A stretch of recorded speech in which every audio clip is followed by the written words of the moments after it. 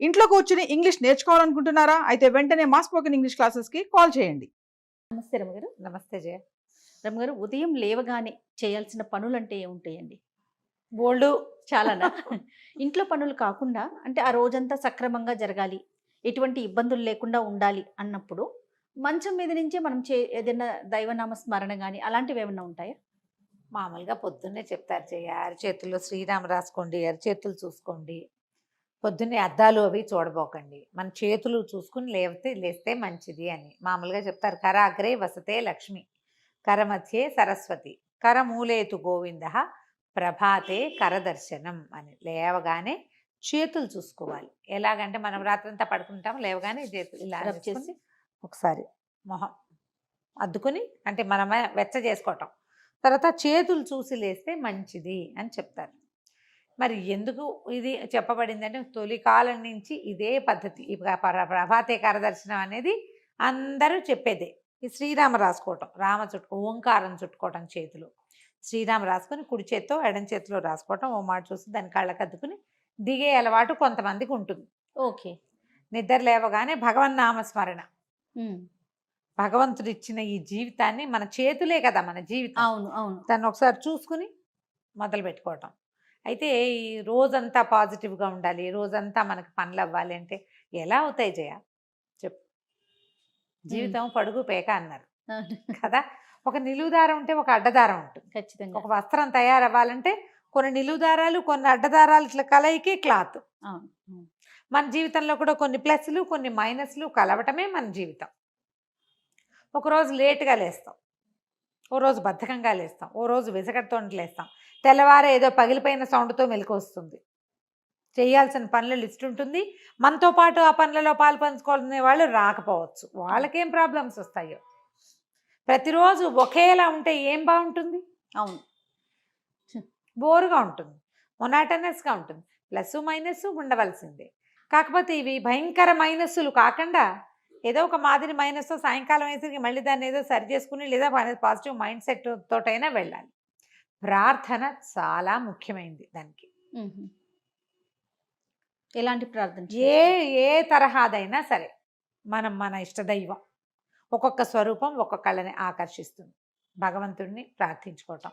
పొద్దున్న ఏదో మామూలుగా అందరూ బ్రష్ చేసుకుంటాం, కాఫీలో టీలో పాలు పదర్శనం ఏవో తాగుతాం, తర్వాత పనులలోకి దిగుతాం. పిల్ల జల్లని చూడాలి, ఆడవాళ్ళు అయితే పిల్లల్ని చూడాలి, భర్తలను చూడాలి, పని మనిషి వస్తుంది, వాకిట్లో కూరలు వస్తాయి, లేదా మనం బాక్సులు పెట్టాలి, లంచ్ బాక్సులు పెట్టాలి. ఈ వ్యవహారం అంతా నడుస్తూ ఉంటుంది. ఇదంతా ఎలా ఉంటుందంటే ఒక డ్రామాలాగా వెళ్తుంది అంతే. కొత్త కొత్త పాత్రలు ప్రవేశిస్తుంటాయి. రెగ్యులర్గా వచ్చే పాత్రలు కొన్ని, కొత్త పాత్రలు ఎప్పుడైనా మధ్యలో వస్తూ ఉంటాయి. ఈ మొత్తం డ్రామాలో ఏంటంటే మనం ఒక పాజిటివ్ మైండ్ సెట్ తోటి కనుక వెళ్తే పనులు బాగా అవుతాయి. దీనికి మనం తొందరగా పొద్దున్నే స్నానం చేసేసామనుకో, ఏదో కృష్ణారామ అనుకోవచ్చు కదా. అవును, కొన్ని ప్రార్థనలకి స్నానం అవసరం లేదని భావిస్తారు, వాళ్ళ ఇష్టం. కానీ హిందూస్కి భగవత్ ప్రార్థన అంటే స్నానం ముఖ్యం. అవును. స్నానం చేయకుండా అసలు మనం పూజ గదిలోకి కూడా వెళ్ళాం. సరే, పొద్దున్నే స్నానం చేస్తే ఓ దీపారాధన చేసుకుని, ఒక అగరవత్తి వెలిగించుకుని, ఒక అలవాటు లేదు, దీపారాధన లేవు, అగరవత్తులు లేవు, ఏదో కృష్ణారామ కనితే గోవింద మత్సూదన అనుకుంటాం. ఎవరికి ఏది అలవాటు ఉంటే అది. ప్రధానంగా రాముడిని తలుచుకోండి, రోజంతా బాగుంటుంది, పాజిటివ్ ఎనర్జీ ఉంటుంది అంటారు. రాముడే కాదు, కృష్ణుడిని తలుచుకునే వాళ్ళు ఉంటారు. భగవద్గీతలో ఒక శ్లోకం తీసుకోవచ్చు. నరసింహస్వామిని తలుచుకునే వాళ్ళు ఉంటారు, లక్ష్మీదేవిని తలుచుకునే వాళ్ళు, పార్వతీదేవిని, లలితాదేవిని, శివానందలహరి, సౌందర్యలహరి, లలితా సహస్రనామ, విష్ణు సహస్రనామ, రామాయణం, భగవద్గీత, భాగవతమో ఏదో ఒకటి తీసుకోవచ్చు కదా.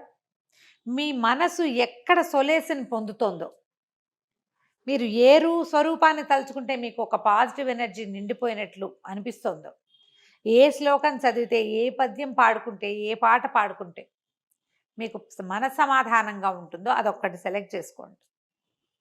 ఇవన్నీ చదువుకునే వాళ్ళు, రోజంతా పూజా విధానంలో ఉండేవాళ్ళు, పొద్దున గంటన్నర పూజ చేసుకునే వాళ్ళు, సాంఘంగా నిత్యగౌరీ పూజా విధానం చేసుకునే వాళ్ళు ఉంటారు. వాళ్ళు అవన్నీ చేసుకునే వాళ్ళు చేసుకుంటారు. చేసుకోలేని వాళ్ళు ఏదైనా ఒక్క శ్లోకం తీసుకోండి.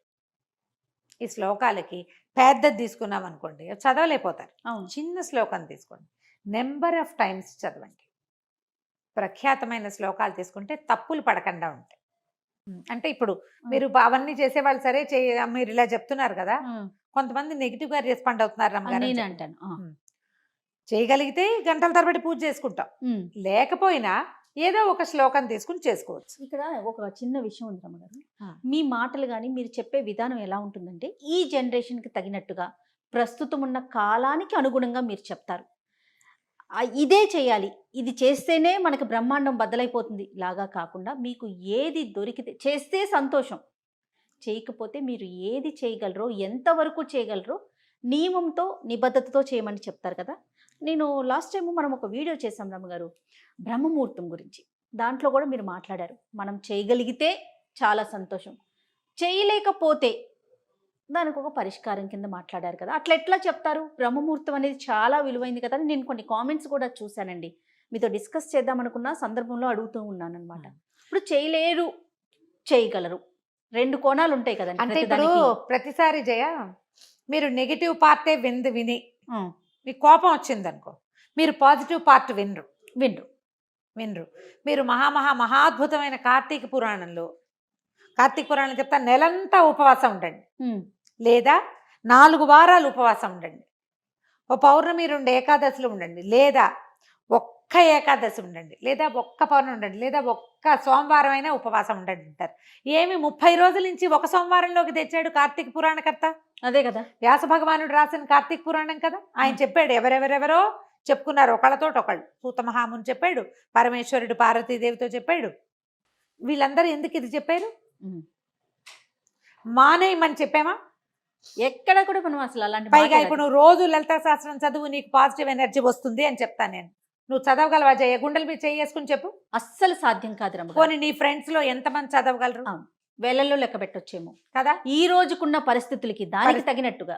అందుకని ఒక్కటి తీసుకోండి, మానేయండి అని చెప్పామా? లేదు కదా. మీరు సరిగ్గా వినకపోతే నాదా తప్పు జయ? నా తప్ప? దాన్ని నెగిటివ్ కోణంలో ఎందుకు తీసుకుంటారు? చేయకపోయినా బ్రహ్మముహూర్తంలో ఎందుకు లేవకూడదు అని చెప్తున్నారు అన్నట్లుగా తీసుకెళ్తున్నారు. అది ఇప్పుడు వాళ్ళకి అట్లా అర్థమైంది. ఏంటంటే ఇప్పుడు పైగా ఇందులో ఇంకోటి ఉంది జయ. నాకు కూడా ఒక మెసేజ్ ఇలాంటిది వచ్చింది. ఆవిడ నాకు చెప్పారు, మా ఫ్రెండ్స్ అంతా రమగారు ఏం పూజకలు చేయక్కర్లేదు అంటున్నారు, మీరు ఇంత పూజ చేయొద్దన్నట్ట అన్నవాళ్ళు ఎవరో. మరి నాకు విచిత్రంగా ఉంటుంది. పూజ చెయ్యొద్దని చెప్పానా నేను ఎప్పుడైనా? ఎక్కడ మీరు చేసుకోండి, చేసుకోగలిగే బంగారు తల్లులకి మీకు పాదాలకు దండం పెట్టాలమ్మా, చక్కగా చేసుకోండి. చెయ్యలేని వాళ్ళు ఇలా ఇంతైనా చేయండి. తర్వాత ఇతరుల పూజా విధానాన్ని విమర్శించకూడదు. మీరు ఇంతంత పూజలు ఎందుకు చేస్తున్నారు అంటం తప్పు. నువ్వు పూజ ఎందుకు చేయటం లేదు అని చెప్పచ్చు. పూజ చేయలేకపోతే ఇంతైనా చెయ్యని చెప్పాలి. కనీసం పూజ చేయకపోతే నీకు రౌరవాద నరకాలు వస్తాయి, నువ్వు అందుకే బాగుపట్టలేదు, అది కూడా తప్పే. ఇవన్నీ నా సొంత మాటలు ఖచ్చితంగా కావు జయ, ఇవన్నీ పురాణాల్లో చెప్పబడ్డవే. పూజ చెయ్యని వాడిని మనం విమర్శించకూడదు, చేసే వాళ్ళని విమర్శించకూడదు. పూజ చేయని వాళ్ళ దగ్గర కూడా వాళ్ళకు ఒక పాజిటివ్ థింగ్ ఉంటుంది, ఏదో వాళ్ళకు ఒక నమ్మిక ఉంటుంది. నిత్యము నియమానుసారం చేసే వాళ్ళ పందా వేరు. కనీసం స్నానమైనా నియమంగా చేయండి అని చెప్తాను. కానీ కాదు రమ్మగారు, ఎంతమంది భక్తుల కథలు చెప్పుకున్నాం, అసలు పూజే చేయకుండా ఆ ఒక్క రోజు ఉండటం వల్ల కూడా మోక్షం లభించిన వాళ్ళ స్టోరీ, ఆ కథలు కూడా ఉన్నాయి, ఎన్నో చెప్పుకున్నాం. ఆ కథలు కూడా ఉన్నాయి. నెగిటివ్ థింగ్స్ వైపుకి వెళ్ళొద్దమ్మా. మీరు ఒక పాయింట్ విని దాని మీద జడ్జిమెంట్ చేసుకోకూడదు, దాన్ని స్ప్రెడ్ చేయకండి. ఒకటి తెలిసిన తర్వాత మీకు ఒకటి తెలిస్తే, మీరు ఒక్కటి వింటే అదే వీళ్ళు అని అనుకోకూడదు. ఒక్క దాంతో ఏ జడ్జిమెంటు కుదరదు. మనం చదువుకునేది ఏదైనా ఒకటి నియమం ప్రకారం చేస్తే, పెద్ద లలితా సహస్రనామం చదివితే ఎలాంటి అత్యద్భుతమైన ఫలితాలు లభిస్తాయని పెద్దలు, మహర్షులు, ఋషులు చెప్పారో మనకి ఒక్క శ్లోకంతో కూడా లభిస్తుంది. ఎందుకు రమ్మగారు, మనం విష్ణు సహస్రనామాలు మొత్తం చదివితే చాలా సంతోషం.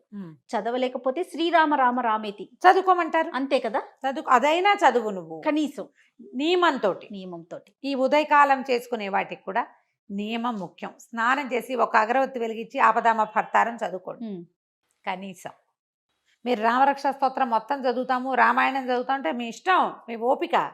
మీకు సమయం అనుకూలిస్తే మీకు సమయం లేకపోతే, మీకు అవకాశం లేకపోతే మీరు చేసుకోండి. కానీ ఎవరైనా ఇదంతా చదువుకునే వాళ్ళని మాత్రం విమర్శ పనికిరాదు. పూజలు చేయొద్దని మాత్రం నేను చెప్పలేదు. మీరు ఆ పొరపాటు రాంగ్ కన్సెప్షన్స్ లో ఉండకండి. ఎస్. నేను చెయ్యొద్దని ఒక్కసారి కూడా చెప్పాల. అంత చేయకండి కాదు, చెయ్యలేదని బాధపడకండి, ఏదో కొంచెమైనా చేయండి, ఏదో ఒకటైనా చేసుకోండి. చిన్న శ్లోకం తీసుకున్నా, శ్రీ లలితా సహస్రనామాల నుంచి ఒక శ్లోకం తీసుకోండి. శ్రీమాతా శ్రీ మహారాజ్ని శ్రీమత్ సింహాసనేశ్వరి చిదగ్నికుండ సంభూత దేవకార్య సముద్యత, ఒక్క శ్లోకం అంతే. అబ్బో నా వల్ల కాదండి. అరుణాం కరుణాతరంగితాక్షీం ధృతపాశాంకుశ పుష్పబాణ చాపాం అణిమాదిభిరావృతాం మయూఖై అహమిత్యేవ విభావయేద్ భవానీం. అమ్మవారిని ఇలా భావిస్తాను. అరుణాం కరుణాతరంగితాక్షం అంటే ఎర్రటిది ఆవిడ, కళ్ళ నుంచి కరుణ పొంగుతూ ఉంటుంది, ఆమెను తలుచుకుంటా. ప్రార్థనా శ్లోకమైనా తీసుకోండి, కానీ నియమం తప్పకుండా మీరు ఒక్క శ్లోకాన్ని చేసినా కూడా మీకు అత్యద్భుతమైన పాజిటివ్ ఎనర్జీ వస్తుంది. శ్లోకాలు చదువుకోండి, డజన్ల కొద్ది వీడియోలు చేసాం. అవును. ఒక్క శ్లోకం, సంస్కృత శ్లోకం ఏంటంటే వాటిలో ఆ శబ్దాల్లో ఉన్న పాజిటివ్ ఎనర్జీ అది మీతో పాటు ఉంటుంది. అక్షర దోషం మాత్రం ఉండకూడదు కదా ఉండద్దు. తప్పులు లేకుండా చేసుకుంటే ఏంటంటే ఎనర్జీ ఫుల్ఫిల్డ్గా దొరుకుతుంది మనకి. మీ భావం కరెక్టే, అమ్మవారిని పూజించాలన్న భావం వరకు ఓకే. వాచాదోషం కూడా లేకపోతే ఆ వైబ్రేషన్స్ వల్ల వచ్చే పాజిటివ్ ఎనర్జీ మనతో పాటు మనకు వస్తుంది. నేర్చుకోండి, మనకు అవకాశం ఉంది, ఇంటర్నెట్ నిండా ఉన్నాయి చక్కగా. పెద్ద పెద్దవి తీయద్దు, చిన్నవైనా తీసుకోండి, 5 శ్లోకాలు తీసుకోండి, అది మాత్రమైనా చదువుకోవచ్చు కదా. ఆపదామపహర్తారం ద బెస్ట్ జయ, చిన్న శ్లోకం. మీరేం చేస్తారు అమ్మగారు రోజు? రోజువారీ నాకు చాలా ఉన్నాయి కదా జయ, ఏవో రకరకాలు ఉన్నాయి, వాటిలో అవి చదువుకుంటాను. నాకు కనీసం ఒక 25-28 మినిట్స్ నేను చదువుకునేవే సరిపోతాయి. 30 నిమిషాలు కావాలి నాకు ఖచ్చితంగా. తర్వాత ఇప్పుడు సుందరకాండ పారాయణ ఒకటి పెట్టుకుని రోజు ఒక ఇది అధ్యాయం ఏదో ఒకటి అని పెట్టుకున్నాను అనమాట. సుందరకాండ చదువుతున్నాను ఇప్పుడు, అది అవ్వాలిగా, ఒక్కొక్కటి అవ్వాలి, ఏదో ఒకటి ఎలా కుదిరితే అట్లా. ఒకరోజు సమయం చాలదనుకో, అందులో 60 శ్లోకాలు నేను 30 చదువుకుని అక్కడ కాగితం అడ్డం పెట్టుకుంటా, రేపు చదువుతాను. సుందరకాండ పూర్తి చేసుకోవాలి అని కొంచెం అర్థం నాకు తెలుస్తుంది కాబట్టి నేను చదువుకోగలను. గ్రూప్ లో చేస్తున్నారండి? లేదు, నేను సొంతంగా చేసుకుంటాను. మామూలుగా నాకు కాస్త రామాయణం చదివే అలవాటు ఎప్పుడు ఉంది, కొద్దిగా చదువుకుంటాను. ఇది ఇప్పుడు సమయాభావం, నేను ఇక్కడ పరిగెత్తుకు రావాలి కదా, అప్పుడు కొంచెం తక్కువ. ఓకే. ఓ 10 శ్లోకాలైనా పుస్తకం తీసి చదవకుండా మాత్రం ఉండను. ఓకే, అలా పెట్టుకుంటా. నాకు మామూలు రోజువారీ శ్లోకాలు ఉన్నాయి, వెంకటేశ్వర ప్రపత్తి, కరావలంబము, అవన్నీ అలవాటు, వాటి దారిన వెళ్ళిపోతాయి. నేను చెప్తాను, నేను పదే ఇదే మాట. స్నానం చేసి బొట్టు పెట్టుకుంటాను, కుంకుమ పెట్టుకున్నాక నేను దీపం పెట్టే లోపలే నా సగానికి పైగా స్తోత్రాలు అయిపోతాయి, చదివేసుకుంటారు. నేను అవి ఇవి సవరించుకుని, దీపానికి దివ్యలు తీసి చూసుకుని, పువ్వులు సరి చేసి సవరించుకుని, పళ్ళు ఏమైనా కడిగి పెట్టుకుని దేవుడి దగ్గర కూర్చునే లోపల, లేదా ఆయన అక్కడ ఉండి నేను యువతలు పని చేసుకుంటూ ఉంటే స్తోత్రాలన్నీ అయిపోతాయి, ఇక్కడే చదువుకుంటూ పనిచేస్తా. ఇక ఈ మధ్యలో వ్యవహారాలు, ఫోన్ కాల్స్ అవి వస్తాయి, ఏదైనా అత్యవసరమైనవి, అవేదో చూస్తా. కానీ వెళ్ళి అక్కడ కూర్చున్నాక రామాయణం చదువుకుంటాను. తొందరగా వెళ్ళాలంటే ఈ మార్గం అవలంబిస్తా. దీంట్లో నా నియమం ఏంటంటే స్నానం చేసిన తర్వాత కుంకుమ బొట్టు పెట్టుకోవటం. బొట్టు పెట్టుకున్నారా స్తోత్రం ఆటోమేటిక్గా అసంకల్పిత ప్రతీకార చర్యలాగా వెళ్ళిపోతూ ఉంటుంది. అలా అలవాటు అయిపోయింది. ఇలా చేసుకోవచ్చు.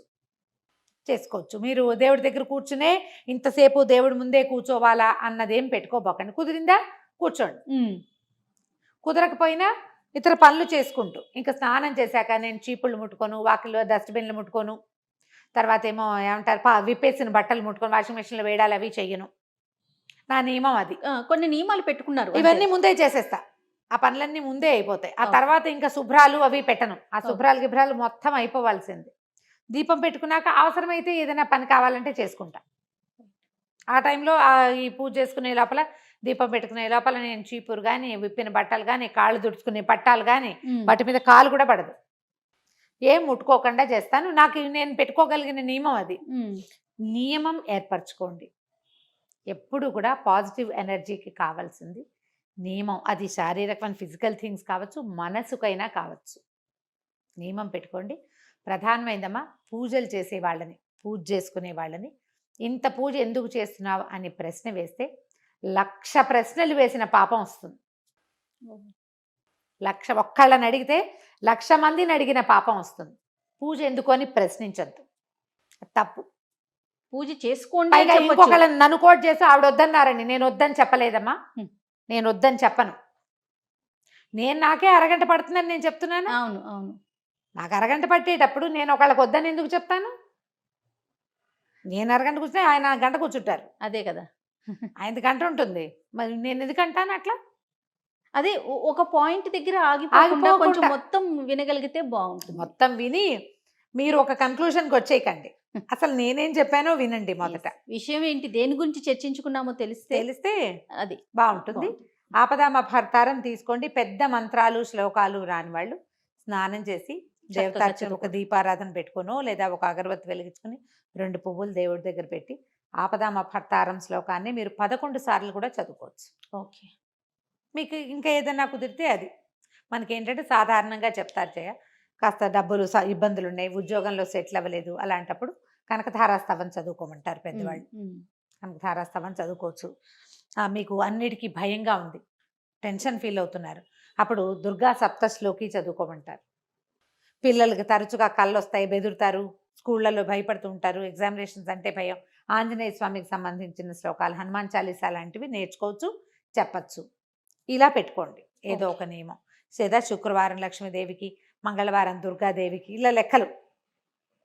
ఇలా సోమవారం శివుడు, మంగళవారం దుర్గాదేవి, బుధవారం వినాయకుడు, ఓకే, గురువారం దత్తాత్రేయ స్వామికి సంబంధించినవి ఏదైనా, శుక్రవారం లక్ష్మీదేవికి సంబంధించింది, శనివారం వెంకటేశ్వర స్వామి, ఆదివారం సూర్యుడు. ఇలా పెట్టుకునైనా చదువుకోవచ్చు. వీటన్నిటికీ మళ్ళీ పెద్ద పెద్ద స్తోత్రాలే అక్కర్లేదు. శ్లోకాలు ఒక్క శ్లోకం తీసుకున్నా ఆ రోజంతా అది మనన చేసుకోండి. ఖాళీగా ఉన్నప్పుడు మీకు పాజిటివ్ ఎనర్జీ మీతో పాటే ఉంటుంది.